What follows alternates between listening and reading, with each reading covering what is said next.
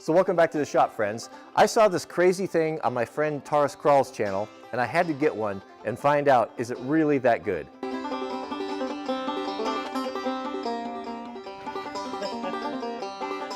So what is this thing? I'll tell you what, if it's anything like I've seen it online, it is a foam bubble making bazooka. It makes a super dense, thick, I guess what would you call it? Call it a like a foam blanket for detailers, I guess, are using it. Who knows who's using it, but it's just basically a brass fitting right here. The cool part right there, if you look inside, you'll see that it's got. Look at there's two stainless steel little plates. No, they're not moving. Oh, here we go. There, you can see them, how they open and close. Somehow that configuration makes crazy bubbles. And it's designed to fit on the end of your pressure washer wand. Now your pressure washer wands, most of them, everyone that I've seen, has got a quick attach deal on here where they have different sorts of spray patterns, and they're kind of universally recognized. So the white is a really wide fan, and then you have your red, green, and yellow, your different ones for more pinpointed pressure. Washing ATVs and bikes and cars and things, I go with a white one because I don't want to inject water, have crazy pressure injected into bearing surfaces or bearings and seals and all that thing. So hold it back a little bit and use the white one, and usually you're pretty well off. So what I've read here, what I've seen is you take that tip off there and you snap this on here, right? And you turn on your pressure washer and it goes crazy. Now, on the website or on the pictures and everything, it shows guys hooking it right up here at the base of the wand instead of the tip. I don't know if that matters or not, but mine doesn't come apart like that. It's kind of fixed right there. So this is what we're going to do. So we'll try it. Now they say you have to use this super fancy high suds or high soap, whatever it is. I'm going to find out. We'll try it with this, and then we'll try some just some cheap regular soap to see if indeed you do have to have this. I wonder. But let's hook it up and see what happens. So you do have to have a pressure washer with enough power. I think it was 2,000 psi or something. This one's 2,800. Here you go. That was what I was going to show you there. There's the spread pattern. 40, 25 degrees, 15 degrees, 0 degrees right there. Red, yellow, green, white. Those are the different nozzles. If you don't have a heated shop, pressure washers in the wintertime are kind of a bummer because you have to dry everything out. You leave some water in there and it'll freeze and break your pump out, and you have to drain all your hoses and all that, but I guess it's worth it. Still saves a lot of time of washing equipment off with a brush and hand brush and hose. We'll hook up our hose here. I often get questions about these strange spigots right here that we have, mostly from our friends and subscribers in Africa. These are for cold weather. If you live in a cold climate, your spigots, your standpipes will all freeze. And so what this is the valve is way down in the bottom underneath the freeze layer, and then when you open this up, it charges the standpipe so you can use your water. And then when you're done, when you close it, it closes off way down below, and there's a weep hole that drains out. It drains the water out of here. So when you see these in rural areas or alpine areas, that's what they're for. So we've got a very dirty dirt bike. It needs cleaning here after an awesome ride the other day. I'm so excited for the spring. Winter just won't let go. She's got her nails dug in deep. The snow's still coming in the mornings. But I've got some guys at the fire department. I've been working on them. Like, you guys got to get some bikes, man. Look, so I've got two guys that are getting bikes. Maybe three. We're gonna have so much fun. I've got a big news on that for an opportunity for you guys to come and ride, but I'm still ironing all that out, so that's coming up soon. This old Honda pressure washer has been a good old workhorse, and I've had it for 15 years or so, and never given me any trouble. As dependable as it's ever been. Actually starts easier now than it did when it was new. All right, so one thing with this, you've always had to release the pressure. I think I got my valve on there. There we go. Really hold the pressure or it won't. Oh man, I'm dribbling out everywhere. What's going on here? I'll shut that off till I start it. Okay, here we go.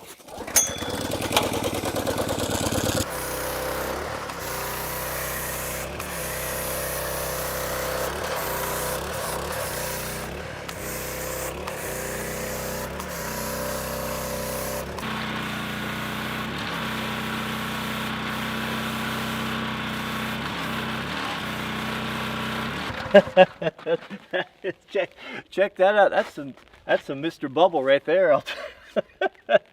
I'll tell you what. I think I might have the mixture a little bit too rich there. I got a lot of bubbles coming out there. You guys that are auto detailers that are using this, probably let me know on that. But I thought we just should go full bore, right? See what it can do. So that's pretty cool, man. Boy, you can really lay down the bubbles with this thing. So I don't know how much of it is dependent upon the special mix. Let's try something that we're all familiar with. Let me clear all this out, and then we'll put a little bit of Simple Green concentrate in there and see if we can get the same results with the Simple Green. Okay, so we'll dump all this out here. I like this stuff. That hot pink color that is cool. It smells like cherries too. All right, we'll let that empty drain out there, and then we'll try the green stuff there. See what happens. All right, so let's get down to brass tacks here. I got most of that out of there, right there.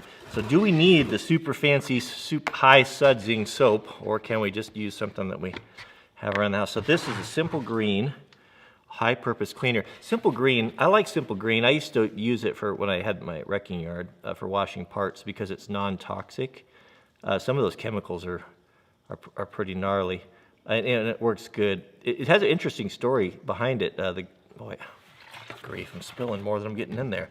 The guy that invented it, if memory serves, I don't know if he was involved in an industrial accident or witnessed it or someone that worked for him. Oh, come on, man. Come on. How about a funnel? But something happened that he witnessed or something, and I think he invented this.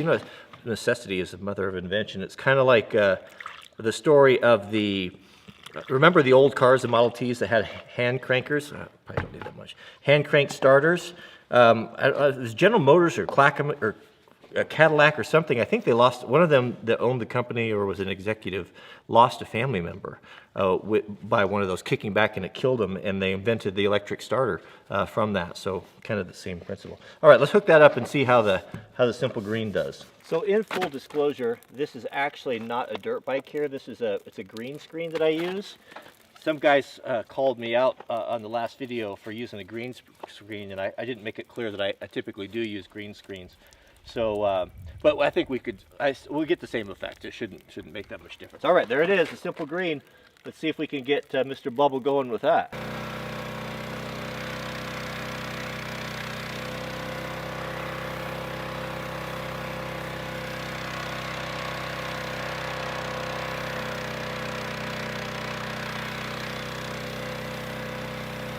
So that is interesting. So there's no question there's not near as much suds action or bubbles with the Simple Green as the high bubble stuff.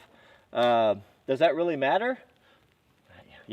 So my take on this whole thing is, yeah, it's cool. I mean, it's really cool to put it up to your wand and cover everything with bubbles, and all that stuff. But is it really effective, or is it a gimmick?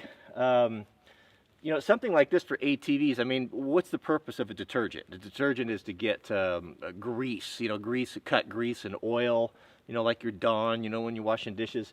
But if you're washing stuff that just primarily is getting dirt on it, like there's not a lot of grease on a dirt bike. There's a little bit in the engine if you get an older one that's leaking or around the exhaust pipe. But to me, it looks like a good way to waste a lot of detergent because it definitely goes through it. It's not too bad. And I had it turned on high. So, is it a gimmick? I don't think it's a gimmick. But how many bubbles do you really need? How much of that? So maybe if you don't have a hot sea or a hot water pressure washer and you're doing stuff like heavy equipment that's got a lot of grease and different things on it, yeah, it might be pretty good. It's not doing any harm. It certainly is fun, and it's probably worth the $20 that you pay for it. For that, it's kind of cool. All the bubbles you get on there. But that's it. Yeah, I thought I'd share that with you. And again, thanks to my friend Taras Kral. He's done. I really like his channel. I'll put a link down there to his. I don't know if he's affiliated with the Crazy Russian Hacker or anyway, but I've watched their videos forever. He's done a lot of videos on the same stuff that I've done, on lever axes and different things, and I always appreciate his perspective on it. He's a really funny guy. His reviews are probably better than mine, but thanks for the idea, Taurus. Didn't mean to piggyback on you, but I thought it was cool, and I do a lot of this pressure washing stuff, and so am I going to use it? Is that the question on my bike? Yeah, I probably will. I probably will. Well, until all of that pink stuff is gone, then would I reorder it?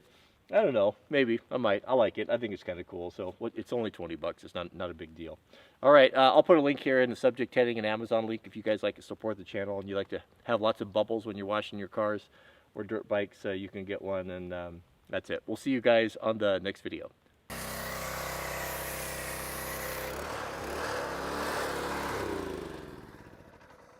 Are you blocking it? You ever seen so many bubbles? No, what are you doing? it's this thing White? You want a white bike? Well, it's this thing I saw on the internet, and it put this pink soap in there, and it makes just crazy bubbles. Do you think that's a natural coloring? Yeah, it's cherry. Smell it? It smells good, oh, huh? It does, yeah. Yeah. I thought that was pretty cool. Are you kind of excited for the snow to be gone? I'm so excited for the snow to be gone. Since my recent admission to not being a real homesteader, boy, that gives me the liberty to do any sort of a video I want. I can do Amazon videos, I can do cooking videos, I can do travel. It is actually quite liberating. I'm just kidding. It's you know what? You gotta have fun once in a while. I saw that thing and I thought that was pretty cool, and I wanted to share it with you. And I do apologize for the, oh man, it was killing me, the audio. I grabbed a different mic that I haven't used for a while, and the setting was wrong and everything was clipped, and I do apologize for that. I will get that corrected, because bad video is kind of annoying. Bad audio is unacceptable. That is the most important thing. All right, so what's going on? Well, oh, I know what I was going to tell you. So Mrs. W's, her mom, we'll call her More Wrangler Star, a real Swede, a proper Swede from Sweden, is visiting us for 10 days. And if you remember Vinny, my father-in-law, he'll be joining us here in a couple days. I feel very blessed, very fortunate. I actually have in-laws that I really, really like. I always get excited to see them. So we're looking forward to that. And I'm going to try to talk More Wrangler Star into doing, maybe we could do a cooking video where she can show us how to make proper Swedish meatballs. Because if you haven't had proper Swedish meatballs made by a Swede with lingonberry and roasted potatoes and gravy, well, you know what? You just haven't had a proper meal, because it is fabulous. So I'll see if those two will be up for that. We'll shoot a video on how to make proper Swedish meatball. Swedish meatballs by a Swede, and I promise they won't have any horse in them. Thanks for watching, and we'll see you guys in the next video. Don't forget to click the thumbs up and to comment. It helps us, supports our channel. We really appreciate that, and we'll see you guys on the next video.